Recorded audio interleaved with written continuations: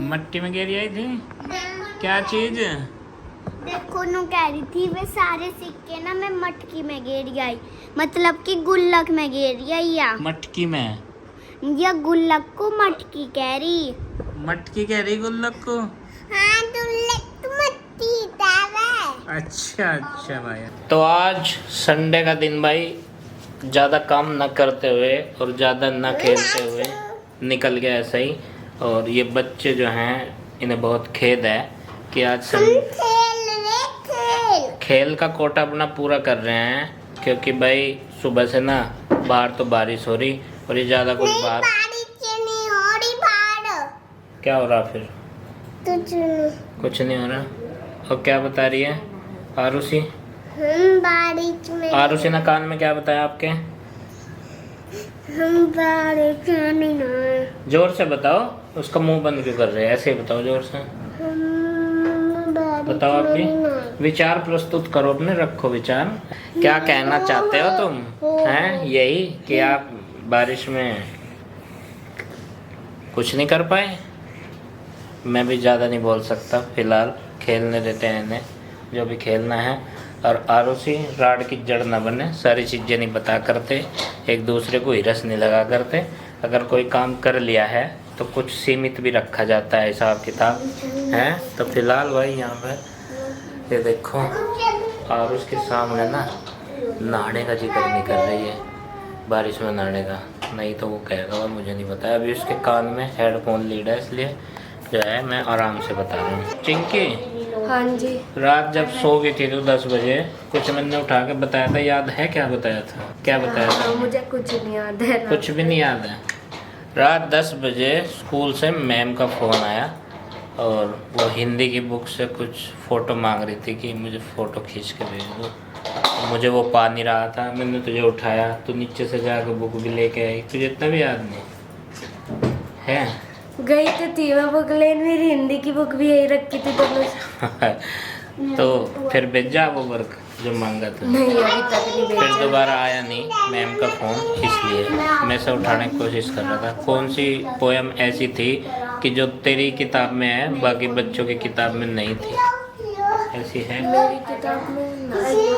तो चलो जो आप क्या, रात को पोएम बताई थी वो अपने आप तो वो थी नहीं। वो मुझे मिला ही नहीं। दिया और बाती करके कुछ बताई थी, वो मुझे मिली नहीं है। फिर दोबारा से मैम को फ़ोन लिया, इसलिए मैंने कोई वाली तो है, कहाँ है?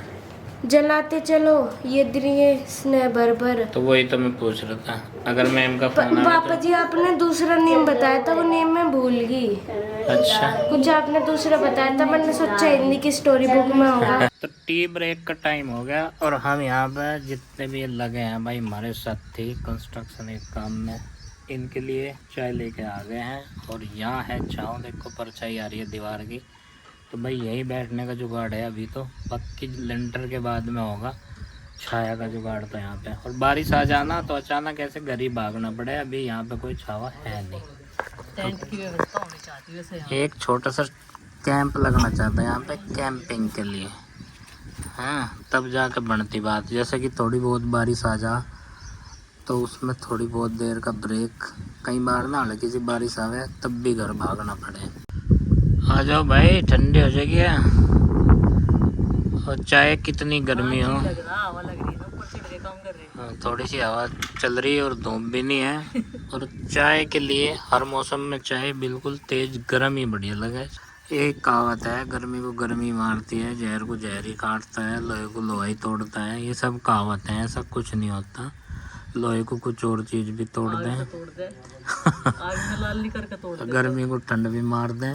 तो अगर हवा ना लग रही हो वहाँ घर, हवा खान यहाँ आ जाओ भाई, चाय देने के बहाने या वैसे ही घूमने के बहाने यहाँ आ सकते हैं। यहाँ खुली हवा लगे अभी भी, क्योंकि इधर की दीवार नहीं है ना, और वैसे दीवार भी अगर हो जाओ तब भी लगेगी। तो भाई अब चल रही है एकदम फ्रेश हवा। ये देखो पीछे पूरी हरियाली है, खेतों में बाजरा है, गन्ने की खेती है, पेड़ पौधे भी, नीम का पेड़ भी है भाई। नीम के अंदर से जो हवा होकर आ रही वो तो और भी शुद्ध होगी। तो इसलिए जो है यहाँ थोड़ा सा हवा का सेवन ही कहेंगे, क्या करेंगे, हवा खाना कहते हैं गाँव में तो। बस हवा खा लो थोड़ी बहुत। तो भाई नितिन कविता बहुत अच्छा सा कपल हमारे सब्सक्राइबर दिल्ली से हैं। किसका बर्थडे, नितिन का या कविता का? कविता जी का बर्थडे है। Happy birthday to you Kavita ji. बहुत बहुत शुभकामनाएं आपको जन्मदिन की। यहाँ पे खुली हवा में एकदम खेत खलियानों में बड़ी अच्छी सी वाइब्स हैं यहाँ पे। और ईंटों के जो चट्टे हैं ना भाई, ऊपरले जो इनकी चोटी थी टावर की, टावर टाइप के बने हुए थे, ये गिरा दिए क्योंकि इन्हें खतरा हो रहा था गिरने का। कई सारे बारिश में गिर भी गए थे। ये दिखाऊं, इधर आ जाऊँ। यहाँ आप देख सकते हैं कि इधर चट्टे कहीं गिर गए थे, फिर हमने उठाए। ये चट्टों में से ही गिरी हुई ईंट है, ये जो टावर लग रहे थे ईंटों के। तो फिलहाल जो है इनका गिरने का खतरा हो गया ख़त्म। अब यहाँ से उठा के वहाँ पहुँचा दी जाएंगी। क्या कह रहे थे पिताजी? कह रहे पिताजी बेटी तुमने एक चीज़ नहीं नोट करी। मैं क्या कहने देखे इंटू की तरफ। मैं कहा हाँ ये तो खत्म होगी। कहने लगा अरे कहाँ बेटी, अब भी 8000 ईंट है, तन्ना तो कह दिया बस खत्म होगी है। घूम घूम के देख का जाके। अब वो नहीं तो अंदाजा है, यहाँ से वहाँ तक है, अभी काफ़ी है, कोई दिक्कत वाली बात नहीं। बस जो इस पे टावर से रखे थे ना, खड़े थे, वे नीचे गिरा दिए। क्योंकि भाई एक तो बच्चे भी आ जाए इधर खेलने के लिए, और चाहे बड़ा भी हो भाई, गिर जाएंगे तो नुकसान तो पहुंचावेंगी। बारिश ही इतनी लगातार हो रही, नहीं तो आरूस आरूसी नंदनी चिंकी गुड्डू खेलने आ जाते थे यहाँ पे अपना बैडमिंटन भी उठा के। और अभी भी आप देख रहे ना बादल मेगा वाले हैं, ये मेगा को साथ में लेके चलने वाले। पिताजी का प्लास्टिक की कुर्सी है, वो ला के घेर लो यहाँ से, सांझ को ले आऊंगी मैं। हैं नहीं है तो चलो, ये तो बैठने लायक नहीं रहती, उनमें कौन सा पानी भर रहा। रील बनाने के चक्कर में इंसान को कहाँ कहाँ बैठना पड़ा। ये देखो मुझे ईंटों के सबसे बड़े वाले चट्टे पे बिठा दी इन्होंने। दही जमाने की प्रक्रिया चालू है भाई। बच्चों को चाहिए खाने के साथ में थोड़ी सी दही। तो ये है जामन, इसे बोल रहे हैं जामन, छाछ का अंश है ये। और इतने से दूध में इतना साफ अंदाजा लगा सकें कि मिलीलीटर में भाई मैं इसे बता नहीं सकता, लेकिन इसकी मात्रा बहुत कम लगे है।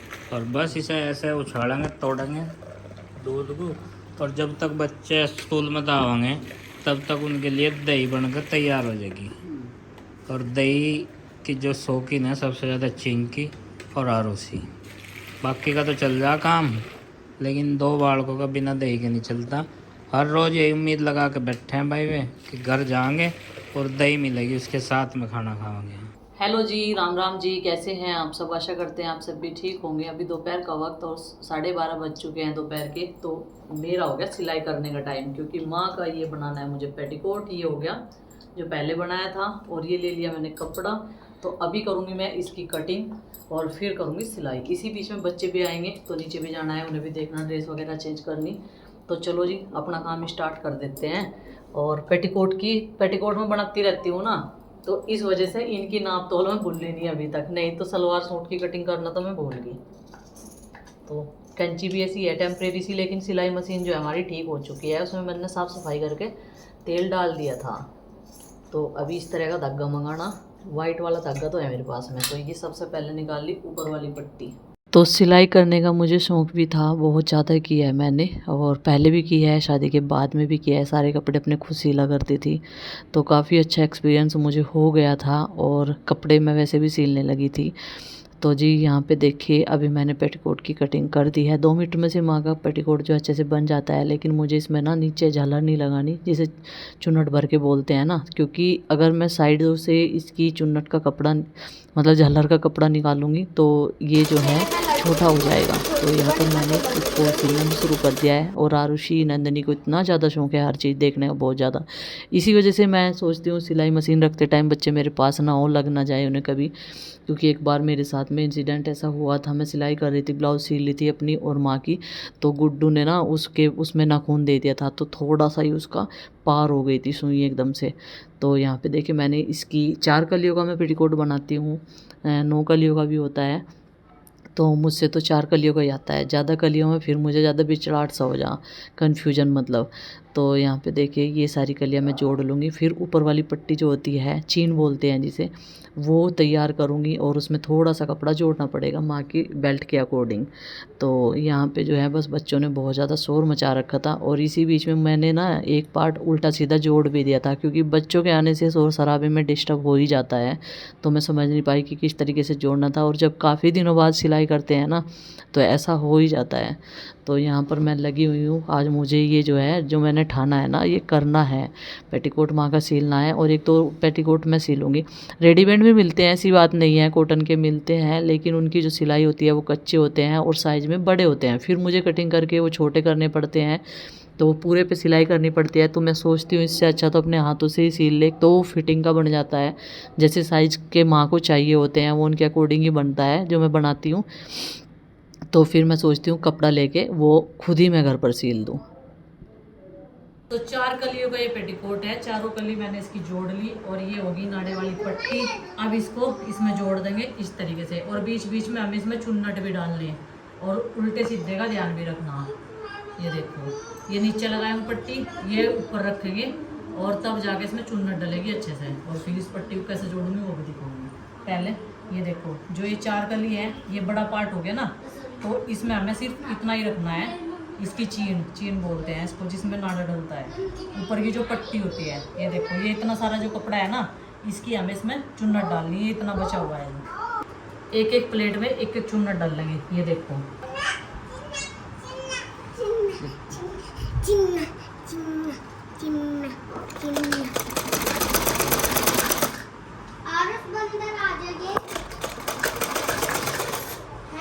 तो यहाँ पर देखिए अभी नंबर आ गया है चेन का, जो बेल्ट मुझे इसमें लगानी है। और बेल्ट सलवार वाली मत समझिएगा बिल्कुल भी, क्योंकि इसकी एकदम अलग तरीके से पट्टी टाइप की बनती है, तो इसे भी सील लेते हैं। मशीन ना इतनी स्मूथ चल रही थी, बहुत बढ़िया चल रही थी एकदम से, और मुझे मतलब चलाने में भी एकदम काम करने में अच्छा लग रहा था मशीन से।